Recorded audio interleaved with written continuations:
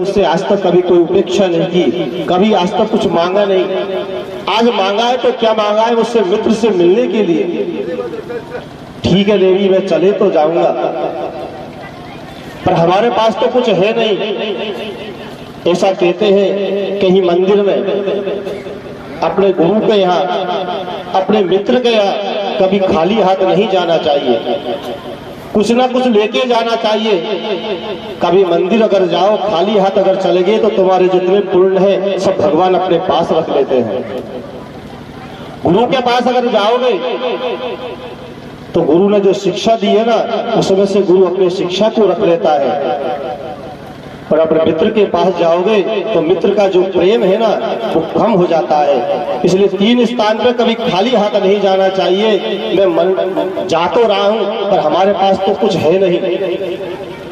सुशीला ने कहा उस बात की व्यवस्था मैं कर दूंगी, आप तो तैयार हो जाओ। ब्राह्मण देवता तैयार हो गए, स्नान इत्यादि कर लिया, जो उनका भजन पूजन था कर लिया, तिलक छापे लगा लिए। सुशीला दौड़ती ही पड़ोस में गई। सुशीला ने कभी पड़ोसी से कुछ नहीं मांगा। पड़ोसी सोच रहे हैं कि एक बार अगर ये कह दे तो हमें ढेर लगा दे इसके यहाँ खाने पीने का। गुरु माता ने कहा कन्हैया आज हमारे यहाँ भोजन बनाने के लिए कि लकड़ी की कमी है, तुम ऐसा करो जंगल में चले जाओ और कुछ भोजन के लिए लकड़ी इकट्ठी करके लेके आना है। भगवान कृष्ण और सुदामा दोनों परम मित्र है, साथ साथ जाने लगे। भगवान तो आगे निकल गए, सुदामा पीछे रह गया। गुरु माता ने सुदामा को बुलाया, कहा सुदामा। सुदामा ने दोनों मुट्ठी अपने पास में रख ली, जंगल में चले गए। लकड़ी बीनने लगे। समय का ऐसा प्रभाव पड़ा कि बरसात आने लगी, आंधी चलने लगी, दोनों घबराने लगे। बरसात से बचने के लिए दोनों पेड़ पे चढ़ गए।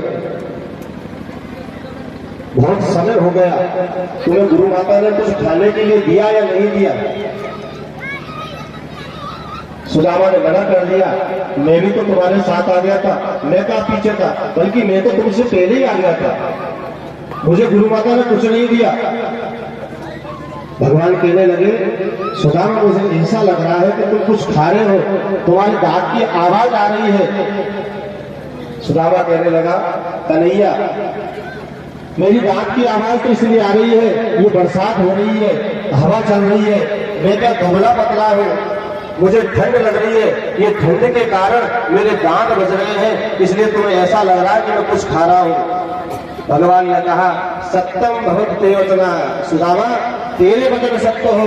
जब से लेके आज तक सुदामा पराया धन छीनने की कोशिश करता है, पराये धन को खाने की व्यवस्था बनाता है, मैं उसके दांत बंद कर देता हूं।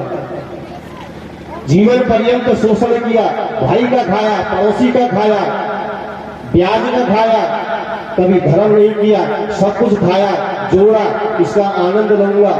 भगवान ने बीमारी उत्पन्न कर दी और डॉक्टर ने कह दिया 2 रोटी दाल से ज्यादा खाई तो मर जाओगे, तो तुमने क्या भोगा? जिसके लिए तुमने जीवन पर्यंत बेईमानी की, भाई को भाई नहीं समझा, पड़ोसी को पड़ोसी नहीं समझा, जो आया सो खाया। अंत में भगवान ने बीमारी ऐसे उत्पन्न कर दी शरीर में कि जीवन पर्यंत जो कमाया उसका भोग नहीं भोग पाए।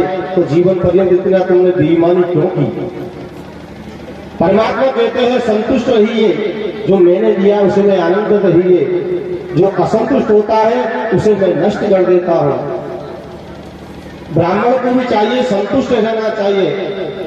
असंतुष्टा विदानिष्टा संतुष्टा च महीपति सालज्जा गणिका नष्टा निर्लज्जा पुरस्प्रिय। असंतुष्ट ब्राह्मण जो होता है वो नष्ट हो जाता है। जो ठाकुर जी ने दिया वो प्रसाद स्वरूप है, उसे ग्रहण कर लीजिए, जीवन पर्यंत आनंद रहेगा, आपके घर में हमेशा सब व्यवस्थाएं बनी रहेगी। असंतुष्टा विदानिष्टा संतुष्टा च महीपति। और राजा को चाहिए अपनी प्रजा का पालन करने के लिए हमेशा असंतुष्ट बना रहना चाहिए, कोई कमी न रह जाए मेरे प्रजा के लिए, मेरे परिवार के लिए कोई कमी न रह जाए, इसकी व्यवस्था करना चाहिए। महीपति कहते हैं राजा को, अगर कोई राजा या कोई व्यापारी अपने गरीबों से संतुष्ट हो जाए कि जो कुछ कर रहे हैं वो सब सत्य है, ये प्रमाणित बात है, तो एक दिन उसका व्यापार नष्ट हो जाएगा। समय समय पर देखरेख करते रहना चाहिए। सालक जा करेगा नष्टा, अगर नाचने वाली को 100 लोगों के बीच में अगर लज्जा आ जाए कि सब लोग खड़े में कैसे नाचोगी, वो कितनी ही बड़ी नृत्यकार हो उसका नृत्य नष्ट हो जाता है। इसी प्रकार से निर्लज्जा पुरस्त्री, अगर कोई कुल की स्त्री अगर निर्लज हो जाए, रोड पे खड़े होकर अपने बड़े बुजुर्गों का सम्मान करना बंद कर दे, निर्लज हो जाए, तो कुल का नाश हो जाएगा, उससे कोई नहीं हो सकता। इस कारण से सुदामा ने भगवान के निमित्त जो चले थे वो खाए, इसके कारण से वो उनका दरिद्र हो गया। सुखदेव ने वर्णन कर रहे राजा सुदामा की अपनी सुशीला 4 घर में गई, चावल लेके आई, एक मूर्ति में बांध दिया, मेरा कुचेला खड़ा है, जगह जगह से फटा हुआ है, उसको जैसे तैसे करके वो चावल भरती है। सुशीला कह रही है प्रभु तुम्हें मारने की जरूरत नहीं है, एक बार कन्हैया को ले जाके चावल दे देना, वो ये समझ जाएगा कि तुम्हारी कितनी बड़ी दुर्दशा हो रही है। सुशीला बुद्धिमानी है, चाकू को एक घर से भी ला सकती थी, पर वो अलग अलग घर से लेकर आई है, क्योंकि एक जैसा भोजन हर व्यक्ति नहीं करता है। कोई बासमती चावल खाता है, कोई कैसा चावल खाता है, सबको मिला के भगवान समझ जाएंगे कि एक घर के चावल नहीं है, ये अलग अलग घर के चावल है, तो मुझे सुदामा की क्या दशा होगी। सुदामा ने पोटली दी, कांध में बांध ली और भगवान का नाम स्मरण करते करते चलती है। श्री कृष्ण श्री कृष्ण श्री कृष्ण,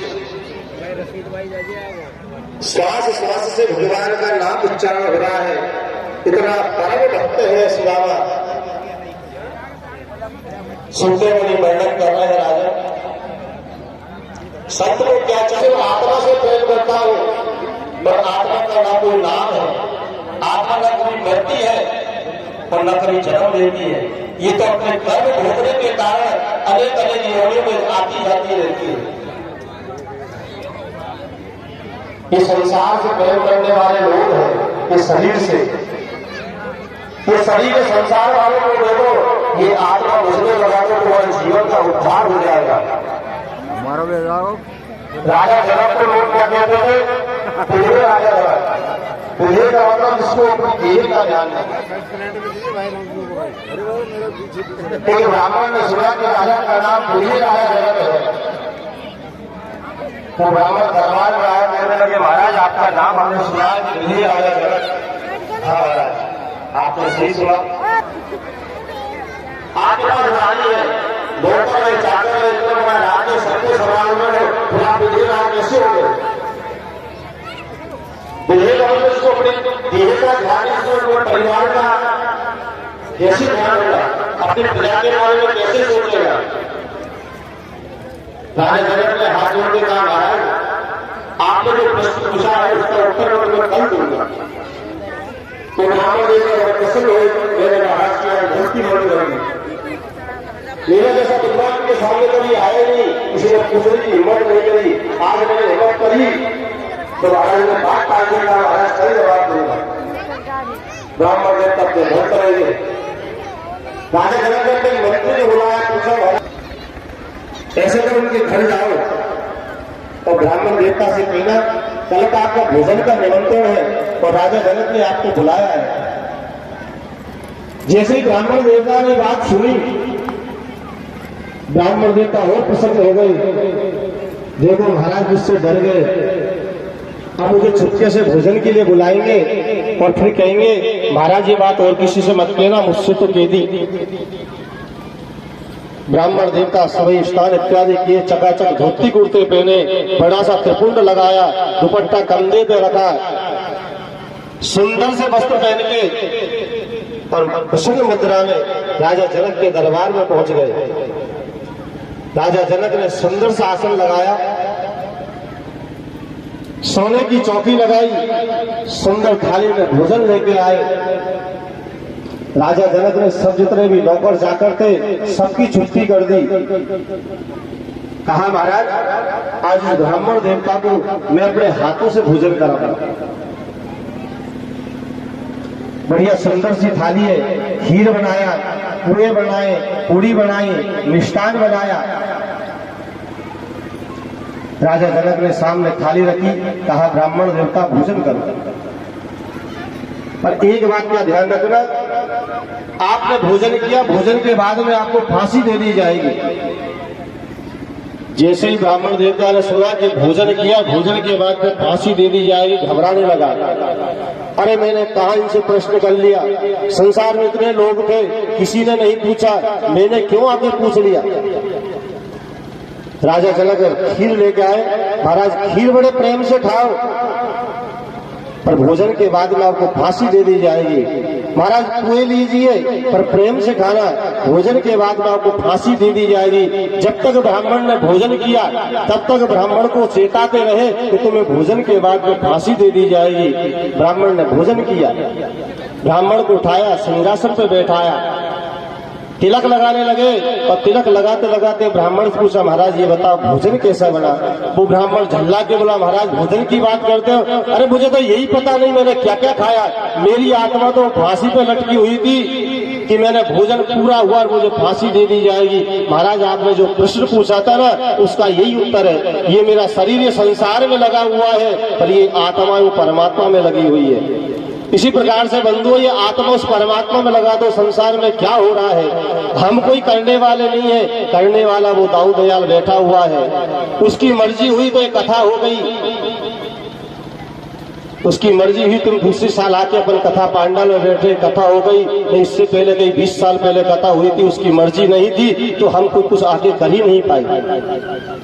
जब तक वो प्रभु की कृपा नहीं होती है जब तक हम कुछ नहीं करते हैं। ये हमारा अहंकार है, ये मैं कर रहा हूं, ये परिवार मैं चला रहा हूं। जब छोटा सा बालक था जिसने जन्म लिया, उसको खाने के लिए दांत नहीं थे, किसने खिलाया?